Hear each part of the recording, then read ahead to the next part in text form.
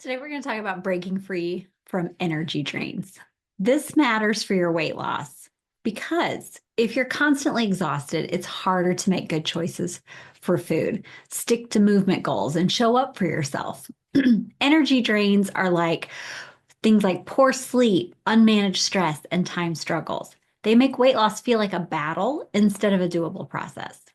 The goal today, we're going to identify where your energy is leaking out of you, and build habits to reclaim your energy so you feel better and make progress with ease. That sounds good, right? Make some weight loss progress with ease. So, what's stealing your energy? Think of your energy like a bank account. Every demand withdraws from it. If you're not making enough deposits with rest and recovery and good food, you're going to end up overdrawn. So, energy drains, some common energy drains, it would be like poor sleep, not getting enough, or not getting good quality sleep. Chronic stress. Your brain is stuck in that fight or flight, making cravings and exhaustion worse. Time management, feeling overwhelmed, always rushing and overcommitted. Those are going to all be very common energy drains. So, how does this affect your weight loss? When you have less sleep, you have more cravings. Equal, right? Less sleep equals more cravings. Your body compensates with those hunger signals. More stress equals more emotional eating, emotional overeating. Cortisol keeps you stuck. And no time equals no energy for meal prep, movement, or self care. So, where do you feel the most strained? Sleep, stress, time? I want to share with you that I felt like this exactly the same when I first started losing weight. And so, what would happen is I would feel like it was this never ending cycle and I couldn't get off the merry-go-round. I was too tired to do anything. I was too tired to cook dinner, so we'd order out. I was too tired to go walk, so we would do whatever. I was stressed out, and so I would stay up late watching TV. I was not getting anything that I actually needed for myself. I was on the merry-go-round of stress, and I wasn't sleeping. I wasn't moving well for my body. It took everything just to operate with the status quo. And it wasn't feeling status quo. I was exhausted. I was stressed. I didn't feel good. It started to affect my pain in my body, my digestion, all the things. And of course, it wasn't helping me lose weight. It kept adding more and more weight on. Definitely that cortisol kept me stuck. And I felt like there was never going to be a way I could step off the roller coaster, the merry-go-round of the cycle. So let's go on. Sleep. Sleep was important because I was exhausted all the time. Sleep was so important. I couldn't catch up on sleep. And when I did sleep, it never felt like it was enough. So sleep is the ultimate energy recharger. It matters because it regulates hunger hormones like ghrelin and leptin. Less sleep equals more cravings, remember? It impacts decision making. Ever notice how you snack more when you're tired? Quality over quantity. 7 to 9 hours is great, but deep sleep, it's going to be what matters most. So, some simple fixes for better sleep. Set a bedtime routine. Dim lights, limit your screen time, maybe do some stretching, journaling. I like to honestly do I'll wash my face, brush my teeth, and put my pajamas on. I know that like I put all my stuff on the chargers, I lock the doors. It's my routine. And so some of it is just things I do every day. Some of it is going to be like directly to help me with sleep. But that routine triggers my brain to know she's got her pajamas on, she's brushed her teeth. Brush my teeth was easy because I didn't want to eat afterwards. So that kept me from eating. And then I knew like every time this is what I do when I get ready for bed. A lot of people are affected by digestion. If you have eaten 2 to 3 hours before bed, sometimes digestion is keeping you awake. And so maybe try eating a little earlier so that you're not still digesting while you're trying to sleep. Temperature is huge with sleep. Everybody's going to be a little different on this one. And once you figure out what you really enjoy, you will know. You've seen people who bring practically all their own bedding on vacation.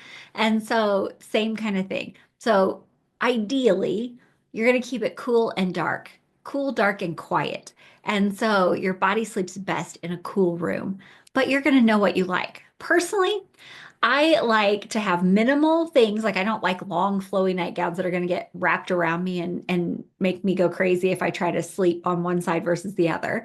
So what I'm wearing is important. I don't want anything too hot, too heavy, no big insulated anything to sleep in. So I like a light sheet and I like a blanket. And the blanket I like for the weight. So I have to make sure that because if I like using the blanket, I'm not going to be overheated. So I want the temperature to be cool. Some people like the fan or a sound machine, or they need to have earplugs in, or whatever it is.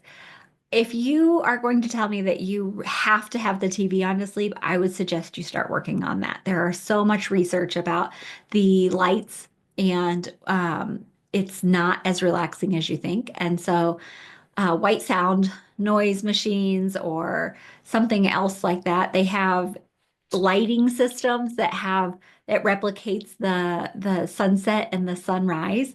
Some of those might be better than the other, but a fan can work well too in these instances. The other thing, consistent wake up, even on the weekends. So when you're bouncing from bedtime to bedtime by more than 30 minutes and waking up at different times, it's not consistent, and your body likes its circadian rhythm. That's that internal clock that tells us when it's time to sleep and when to wake up. It likes it to be the exact same all the time, even on the weekends. And so let's go ahead and try to find something that's really close that you can wake up most days at the same time. So we can be consistent. That's where it works best. All right, pick something in that and see what you can do to get better sleep. All right, our next category was stress. It's the silent energy killer. Doesn't that sound like da da da? So, why it matters. Chronic stress keeps cortisol high, which increases hunger and fat storage, especially in that belly fat. We don't want that, do we? When you're overwhelmed, food can become your quick fix for relief.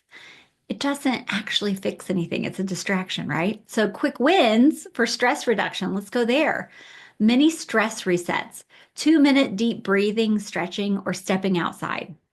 That interrupts that whole stress cycle. And just 2 minutes of that, most people's schedules can handle 2 minutes.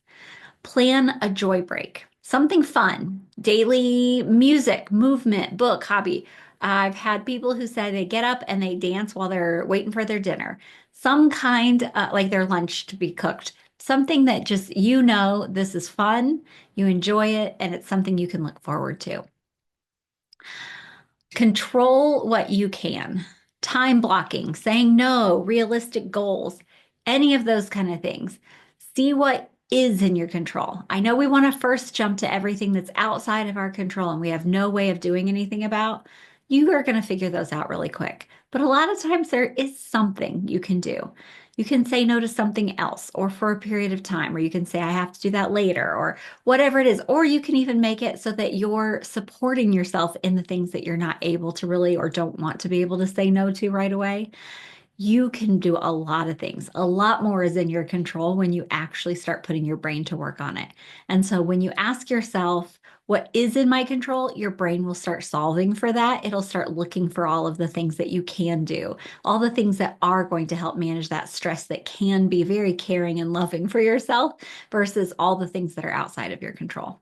So, one small stress relief habit you can do today. What would that be? Just pick one thing today. See what you like. Try some different things. All right. Time management. Making room for what matters. Why does it matter? Lack of time totally equals rushed eating, skipped workouts, and exhaustion. The problem isn't always lack of time. It's what we call energy leaks in your day. So, energy saving time hacks. There's this thing called the 3D rule, D's. Do it, delegate it, or drop it. Not everything is urgent. Not everything has to be done by you. You can make that decision, but the more things that are still getting done, or it's been an absolute decision that we're not going to do this anymore, like that's not that important, or it's not important now, you're going to feel so much more relief because you've just made that quick decision on it. Pre-decision power. Again, here we are. So many times people are like, I can't make a plan, a meal plan. Well, that's a pre-decision. And so your pre-decision takes into account what your time is. We're not going to say make a full turkey Thanksgiving dinner on a day that you work late. We're going to make some decisions. So plan meals that work for your schedule. Plan meals for how you feel or what you need them to do, what it is that you're looking for. Workouts, same thing. Sometimes I have 5 minutes, 15 minutes. I can't do an hour workout. I can't get sweaty or go to the pool because I have 5 to 15 minutes. So pre-deciding, it helps me figure out what can I do? Again, what's in my control, right? What can I do? How can I make this fit into the schedule? And I feel so good when I've made that decision ahead of time. And self-care is huge. We talked about sleeping, but self-care in advance to remove that last minute stress. So whether it was the dance party that we talked about for your managing your stress or anything else, you can decide ahead of time what it's probably going to look like and then remove any of that last minute stress. Plan self-care into it in advance. The other thing is buffer time. You know, these cell phones that we have, they have travel time, and I've started using that as a buffer time. So if I'm going to schedule an appointment, I've been giving myself like 15 minutes or 10 minutes or sometimes 30 minutes if it truly is considered travel time. And then I make the appointment a little bit longer so that I have buffer time on both ends. Or I just book the next thing. Or give yourself a break in the schedule so that you have catch-up time, whatever it is that you need, but make sure that you're building in some buffer time. Give yourself those extra minutes between tasks so you can avoid rushing. So where in your day can you buy back 10 minutes? That would be fun. If you think about that, like I need 10 minutes to dance, or I need 10 minutes to go outside and just absorb some sunshine. It's like been in the 70s the last 2 or 3 days here in Indiana, and it is amazing. So like where can you go outside and just enjoy some sunshine or catch, 2 pages in your book that you're enjoying? Find 10 minutes to buy back from your schedule. All right, so let's put this all together. Your personal energy plan. More energy equals weight loss, right? It equals easier weight loss. More energy equals easier weight loss. Doesn't that just sound great? I would love to have energy and I would love to have weight loss. And so focusing on the energy sometimes instead of the weight loss, it can feel easier and definitely makes the weight loss easier. All right, sleep, stress, and time management, they all work together. Can you see how I kind of just jumped back and forth between the three? When one improves, the rest get easier. I was telling you about my merry-go-round of all of it in the beginning, and I couldn't find one to start with. I felt so overwhelmed with all of it because I was looking at how all of it was influencing each of it, but I wasn't looking at how one influence actually could break those cycles of the others. I was looking at how all of it had to be fixed. It didn't. I just needed to start with one thing. And each day I picked one thing that I could do, one thing that felt like it would be really helpful that day. Small changes compound over time. You only have to pick one thing to start, just one. What's the first action step you're going to do to take a break from your biggest energy drains? They're going to be there. They'll come back to you, right? But we don't need them every single day. All right, pick one energy boosting habit to commit to this week. That is your homework. And then I want you to jump in, share it in the community. So whether you're on Facebook or Instagram or send me a message, whatever you'd like, I want to hear what you're doing. If you want more support on managing energy, weight loss, this is something we can work on together. That is exactly what I do during coaching calls. We listen, I listen, not we, you talk, I listen. We listen together about what it is that you have going on, what it is that's making things hard for you, where you need some support, what it is that you can do. And we keep it so that that structure isn't overwhelming. It's interactive, it's practical, and it's results focused while making all of that energy management feel achievable and weight loss achievable. All righty, I'll see you next week. That wraps up another empowering episode of the Concierge Weight Loss Podcast. I hope you found inspiration and actionable insights that will propel you towards your weight loss goals. If you're ready to dive deeper and accelerate your progress, don't miss out on our free 5-day Quick Start Weight Loss course.